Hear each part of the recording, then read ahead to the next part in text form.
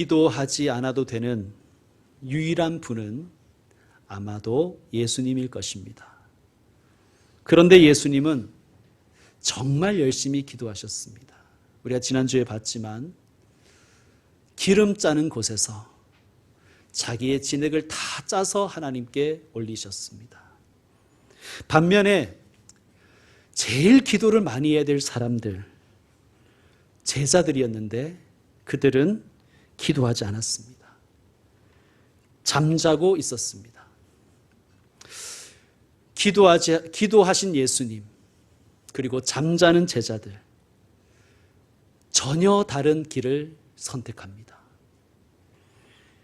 예수님은 결정적인 순간에 하나님의 뜻을 이루는 길로 가셨고, 기도하지 않은 제자들은 스승을 배반하는 길로 갔습니다. 자, 예수님은 제자들과 마지막 식사를 하시고 예루살렘에 오시면 늘 습관적으로 가서 기도하시던 겟세마네 동산으로 가셨습니다. 이 동선은 제자들에게 익숙한 동선이었어요. 가룟 유다도 예수님께서 저녁이 되면 겟세마네 동산에 가서 기도하신다는 것을 알았을 것입니다. 그리고 예수님도 가룟 유다가, 배반한 가룟 유다가 예수님의 동선을 알고 있다는 것을 또한 알고 있었을 것입니다. 그래도 예수님은 습관에 따라 기도하러 가십니다. 모르고 가셨다가 벼랑간에 체포되신 것이 아니라 알고 그리고 아셨지만 그 길이 하나님의 뜻이기에 의연하게 걸어가셨다는 말씀입니다. 성도 여러분, 저는 좀 의연하게 살았으면 좋겠다고 늘 생각합니다. 저와 여러분, 우리는 예수님의 이 의연하심을 좀 닮아야 하지 않겠습니까? 예수님은 괴로우셨어요. 예수님의 기도를 들어보면요, 이렇게 기도하셔요. 아빠, 아버지께는 모든 것이 가능하오니 할 수 있다면 이 잔을 내게서 옮겨주십시오. 여기서 잔이라는 것은 고난을 의미하는 거예요. 이 고난을 제게서 옮겨주십시오. 이렇게 기도할 정도로 예수님은 너무 괴로우셨습니다. 그러나 괴로워도 습관에 따라 기도하러 가시는 거예요. 하시던 대로 기도하고 하시던 대로 살다가 의연하게 걸어가시는 것입니다. 예수님께는 기도가 습관이셨습니다. 평소의 습관대로 드린 기도가 예수님의 그 의연하심의 비결입니다. 성도 여러분, 좋은 습관을 들이십시오. 좋은 습관이 우리의 중심을 붙들어 줍니다. 거룩한 습관을, 거룩한 루틴을 만들어 가시길 바랍니다. 누가 뭐래도, 상황이 달라져도 흔들리지 않는 습관을 만들면 그 습관이 우리를 지켜줄 것입니다. 늘 하던 대로 기도하십시오. 늘 하던 대로 예배하십시오. 늘 하던 대로 일하고 휴식하고, 늘 하던 대로 섬기고 봉사하고, 늘 하던 대로 먹고 마시며 웃고 우십시오. 이런 삶의 습관이, 거룩한 루틴이 어떠한 힘든 상황에서도 우리의 의연함을 지켜줄 것입니다. 자, 이런 예수님과 대조적으로 제자들은 너무 산만했습니다. 차분해야 할 자리에서는 들떠서 날뛰고, 깨어 기도해야 할 자리에서는 누워 잤습니다. 전혀 거룩한 습관이 몸에 배어 있지 못하는 거예요. 여러분, 저는 주일 예배도 거룩한 습관 들이는 훈련이라고 생각합니다. 가만히 생각해 보면 1시간도 집중하지 못하는 우리 자신을 발견할 것입니다. 여러분, 습관이 되지 않은 제자들은 결국 어떻게 되었습니까? 예수님을 버리는 거예요. 오늘 본문 43절에 보면 가룟 유다를 굳이 이렇게 표현합니다. 12 중에 하나인 유다. 무슨 말일까요? 가룟 유다나 나머지 11 제자나 심지어 우리나 별 차이가 안 났다는 얘기입니다. 50절을 보면 제자들이 다 예수를 버리고 도망쳤습니다. 다를 게 없습니다. 51절, 52절에는 한 청년을 소개하고 있습니다. 벗은 몸에 배 홑이불을 두르고 예수를 따라가다가 무리에게 잡힘에 그 배 홑이불을 버리고 알몸으로 도망친 청년, 누구일까요? 바로 마가복음을 기록한 마가입니다. 그러니까 당시에는 사람들이 이렇게 큰 천을 겉옷처럼 두르고 살았어요. 지금도 중동 사람들은 그렇게 큰 천을 두르고 있잖아요. 그죠? 그걸 펼치면 이불이 되는 거예요. 그런데 가는 배 홑이불, 다른 번역으로는 가는 그 배옷 이렇게 되어 있습니다. 이것은 매우 비싼 천이었어요. 고급 천. 그러니까 당시 사람들, 예수님 따라다니는 사람 대부분 가난한 사람들이었잖아요. 그래서 마가를 이야기할 때 그 가는 배옷 입은 그 청년 이렇게 얘기했던 거예요. 그러니까 자기가 이렇게 얘기하면 사람들은 다 자기인 걸 아는 거예요. 지금 마가는요, 예수님의 제자들 모두가 예수님을 버리고 도망갔다는 걸 얘기하는 거예요. 자기도 예수님 버리고 도망갔다는 거예요. 잡으니까 비싼 배옷 벗어버리고 도망갔다는 거예요. 여러분, 마가가 이 말씀을, 이 마가복음을 기록할 때는요, 당시 교회의 핵심 지도자였어요. 12제자는 말할 것도 없지요. 지도자가 자신의 치부를 이렇게 정직하고 솔직하게 고백하는 것이 우리 정치 사회를 봤을 때 쉬운 일인가요? 우리 종교계를 봤을 때 쉬운 일이 아니지 않습니까? 마가는 왜 이런 기록을 남길까요? 악역은 가룟 유다 한 사람이면 돼 이렇게 생각하지 않은 거예요. 더러운 입맞춤을 한 유다나 제자들이나 자기도 예수님 버린 죄인임을 고백하는 것입니다. 여러분, 절대 사람을 믿지 마세요. 특히나 나를 믿지 마세요. 자기 자신을 믿지 마세요. 제가 어떤 분에게 전도를 하면 이렇게 말씀하시는 분이 있어요. 좀 자유롭게 놀다가 나중에 예수 믿을게요. 교회 다닐게요. 죽기 전에 예수님 믿으면 안 돼요? 이렇게 얘기하는 거예요. 여러분, 내가 원하는 시간에 나는 언제나 내가 원하는 것을 선택할 수 있다고 생각하는 것 착각이요, 교만입니다. 지금 하지 못하면 그때도 못합니다. 모든 제자가 예수님을 버렸습니다. 이 체포 현장에서만 그냥 한 번의 실수로 버린 게 아니라 그들은 계속 예수님을 버렸습니다. 예수님이 무거운 십자가 지고 가실 때 제자들은 아무도 곁에 있지 않았습니다. 예수님이 십자가 달려서 피 흘리며 더 죽어가고 있을 때도 예수님 곁에 아무도 없었습니다. 과연 이 제자들 가룟 유다보다 더 낫다고 할 수 있습니까?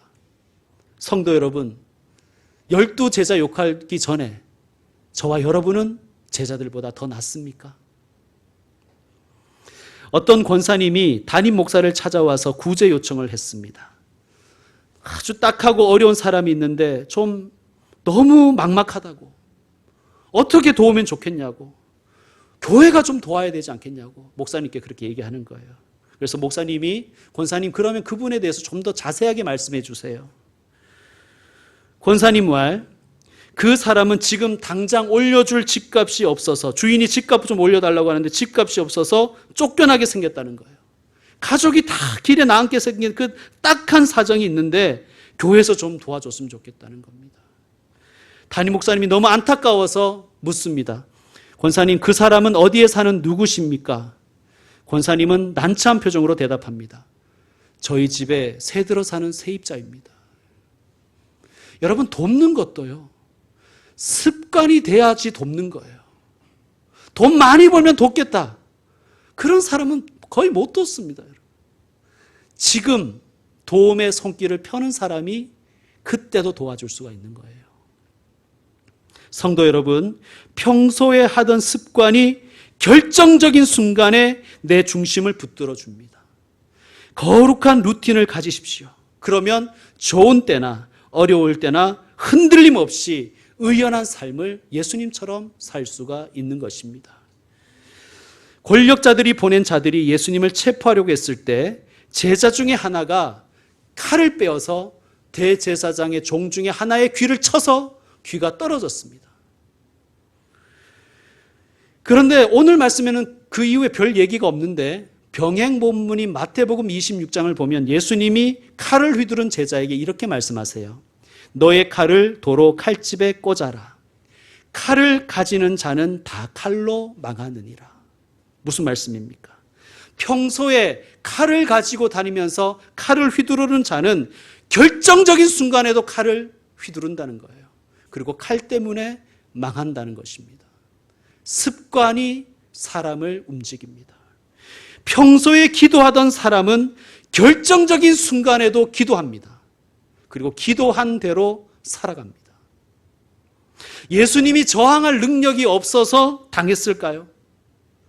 예수님 말씀처럼 자신을 강도 취급하는 놈들 혼내줄 힘이 왜 없으셨겠어요? 그러나 늘 주님은 주님의 뜻을 이루기를 기도하셨고 그래서 그 길을 걸어가시는 거예요. 누가 뭐래도 당당하게 의연하게 걸어가시는 거예요. 우리도 주님 닮기 원합니다. 예수님이 체포당하시자 모든 제자가 다 도망쳤습니다. 예수님을 팔아먹은 유다도, 예수님을 버리고 간 제자들도, 그리고 오늘 우리도 50보 100보입니다. 예수님은 종교재판소 공회에서 대제사장에게 신문을 받지요. 그런데 참 놀랍게도 오늘 말씀을 우리가 읽어보면요, 예수님이 신문 당하시는 그 시간에 마당에서는 베드로가, 제자들을 대표하는 베드로가 역시 질문을 받습니다. 물론 예수님은 대제사장의 신문을 받았지만 베드로는 이름 없는 한 여종의 질문을 받고 있는 거예요. 스승과 제자가 장소는 다르지만 동일한 질문을 받습니다. 그 질문은 바로 너는 누구인가? 너의 정체성은 무엇인가 하는 질문이에요. 자, 61절에 보면 대제사장이 예수님께 질문하지요. 네가 찬송받을 이의 아들 그리스도냐? 너는 누구냐 하는 것이죠. 베드로도 질문을 받습니다. 67절에 보면 너도 나사렛 예수와 함께 있었도다. 평서문으로 되어 있지만 의문문으로 바꾸면 이거겠죠. 너도 나사렛 예수와 함께 있었지. 정체성을 물어보는 거예요. 69절에도 이 사람은 그 도당이라. 너도 예수님과 한패지 않느냐. 70절에도 너도 갈릴리 사람이니 참으로 그 도당이니라. 정체성을 묻는 질문이었습니다. 너도 예수와 한패지. 예수님은 뭐라고 대답하셨습니까? 62절을 보면 내가 그니라. 영어 성경을 읽으면 I am 이라고 정확하게 대답하십니다. I am.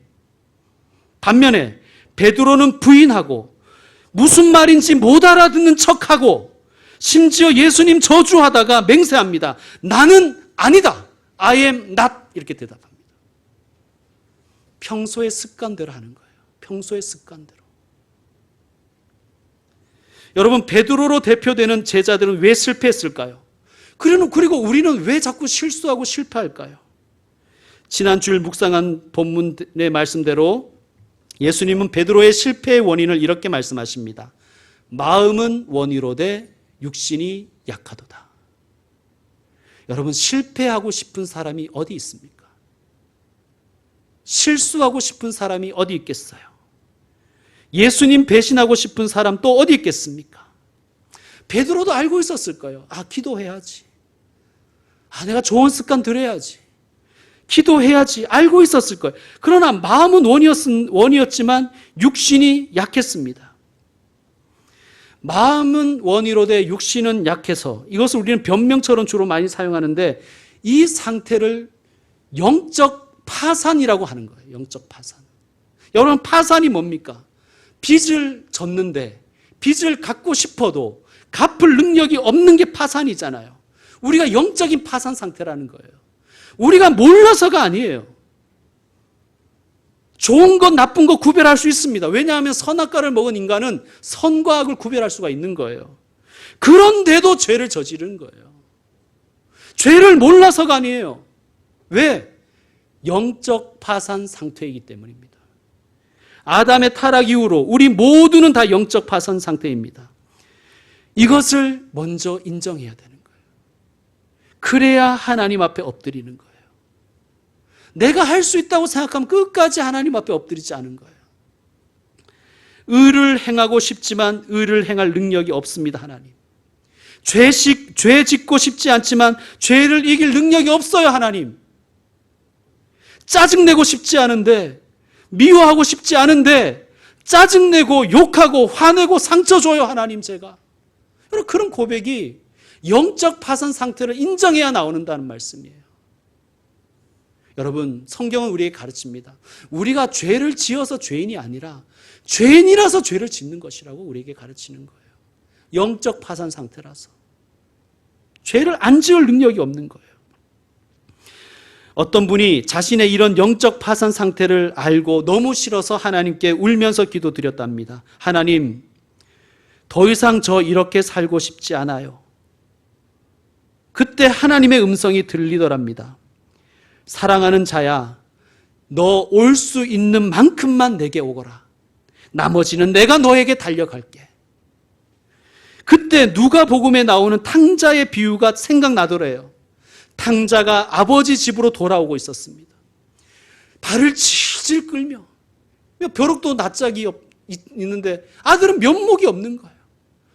발을 질질 끌며 오는 것을 멀리서 아버지가 보고 어떻게 합니까? 달려나가 목을 안고 입 맞추고 기뻐하고 맞아줍니다. 그 말씀이 생각나더라는 거예요. 너 올 수 있는 것만큼만 오거라. 나머지는 내가 너에게 달려갈게. 자, 54절을 보면요, 그래도 베드로가 예수님께 너무 미안했는지 예수님 체포될 때 도망갔다가 예수님 잡혀가신 대제사장 집까지 따라옵니다. 어떻게 따라왔다고요? 54절에 보면 예수를 멀찍이 따라와서는 자기가 들킬까 봐 마당에서 그 집 종들과 함께 앉아 불을 쬐고 있었습니다. 여러분, 54절을 다시 한번 보시면요, 베드로가 예수를 멀찍이 따라 대제사장의 집들 안까지 들어가서 아랫사람들과 함께 앉아 불을 쬐더라. 여러분, 어쩜 우리의 모습과 이렇게 닮았습니까? 우리도 이렇게 그냥 신앙생활 하잖아요. 예수를 좀 멀찍이 따라.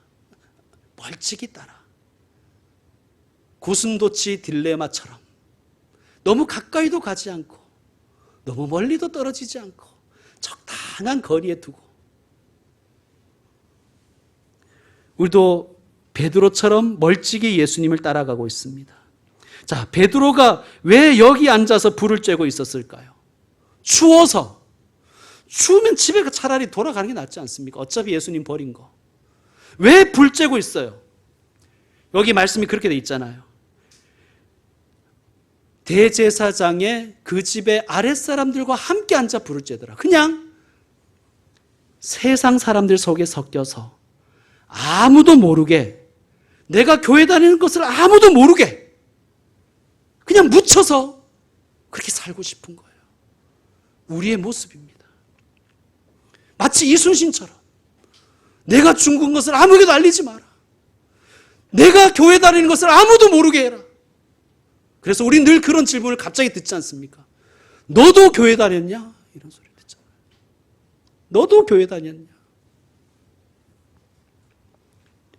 베드로의 모습이 우리의 모습입니다. 그런데 중요한 것은요, 이렇게 비겁한 베드로, 그냥 예수님 멀찍이 떨어져서 따라가려는 베드로, 그냥 다른 사람하고 이렇게 묻혀서 그냥 표시 안 내고 살고 싶은 베드로를 주님 그냥 두시지 않는 거예요. 그 자리에서 불러내시는 거예요. 그때 누구를 사용했는가? 이름 모를 어느 여종을 사용해서 예수님이 말씀하시는 거예요. 너도 나사렛 예수와 함께 있었도다.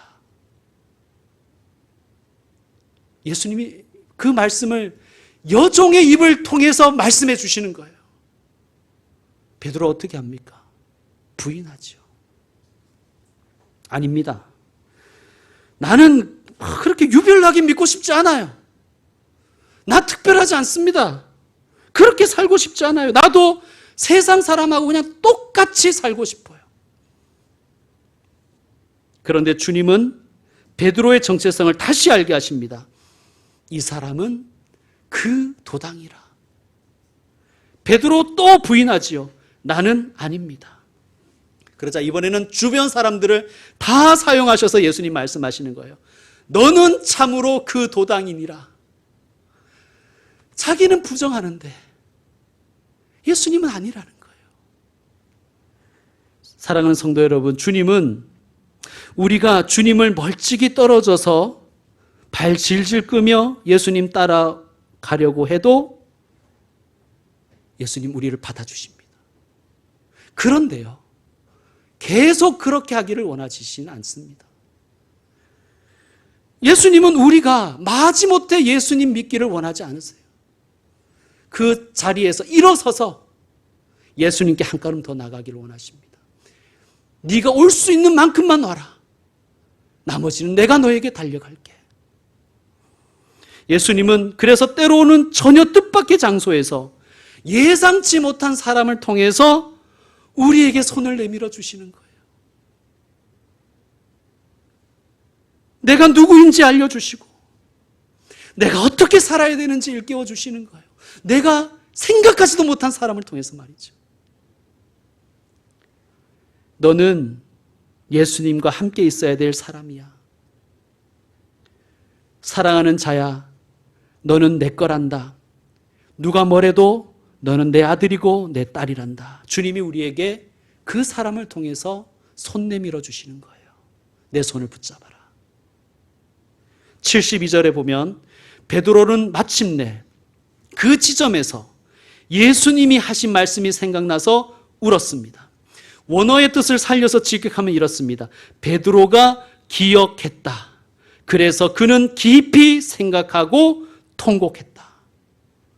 베드로가 통곡한 이유는 예수님의 말씀이 기억나서 그리고 그 일을 깊이 생각했기 때문입니다. 성도 여러분, 최근에 우신 적이 있으십니까? 통곡하신 적이 있으십니까? 그 눈물은 예수님이 당신을 부르는 음성입니다. 그 눈물은 예수님이 여러분에게 내미신 손길입니다. 오늘 예배는 울고 있는 당신에게 내밀어 주시는 주님의 손길입니다. 그러므로 주님의 손을 외면하지 마십시오. 주님의 음성을 모르는 척하지 마십시오. 베드로는 그 일을 기억하고 생각했습니다. 내게 왜 이런 일이 일어났는가? 그리고는 울었습니다. 후회의 눈물이겠죠. 그러나 베드로가 그래도 훌륭한 것은 후회의 눈물에 그치지 않고 회개의 눈물로 나아갔다는 거예요. 여러분, 가룟 유다도 후회를 했습니다. 그러나 베드로와 달리 가룟 유다는 후회해서 끝냈어요. 후회하고 자살했죠. 성도 여러분, 후회의 눈물에서 멈추지 마십시오. 주님께 한 걸음 더 나가십시오. 회개의 자리로 나아가시고 믿음의 자리로 나아가기를 주님은 원하십니다. 이제 말씀 정리합니다. 예수를 멀찍이 따르는 모습, 베드로의 모습을 통해 우리를 봅니다. 멀찍이 떨어져 따라가는 모습은 참 초라한 실패의 모습이지만 동시에 그 안에 가능성이 있습니다. 예수를 멀찍이라도 따라가려는 그 모습, 비록 한 발은 신앙에 한 발은 세상에 양다리 걸치고 어기적대는 우리의 모습이긴 하지만 그래도 그 마음 주님이 받으십니다. 그래서 베드로는 전혀 예상하지 못한 사람을 통해서 다시 질문을 받는 거예요. 너는 누구냐? 주님은 예상하지 못한 곳에서, 뜻밖의 장소에서 전혀 알 수 없는 사람을 통해서 우리에게 말씀하실 때가 있습니다. 너는 누구냐? 너는 내 아들이다. 너는 내 딸이다. 예수님의 손을 뿌리치지 마십시오. 멀찍이 떨어져 있더라도 뿌리치지 마십시오. 우리를 부르시는 주님의 음성을 외면하지 마십시오. 그리고 한 걸음 더 주님께 나가서 주님 손 잡고 주님 믿고 새 출발해 보십시오. 그래서 이제는 더 이상 멀찍이 따라가는 게 아니라 한 걸음 더 주님 가까이 가서 예수님의 제자로 살아가는 저와 여러분 되기를 축원드립니다. 기도하겠습니다.